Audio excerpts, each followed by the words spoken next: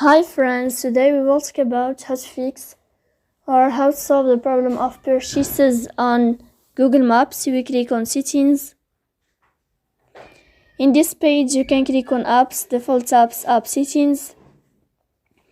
On above you can search about Google Maps and you can click here in this page. Then you can click on first stop and you can click OK. After that you will enter to the window of storage. Here you can click clear cache. Don't click clear data because that can delete your account. In the end you can turn off your Wi-Fi and you can wait a moment to turn on your Wi-Fi again to fix that problem.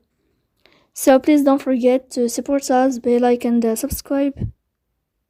See you next time in another video, and thank you for your attention and your watching.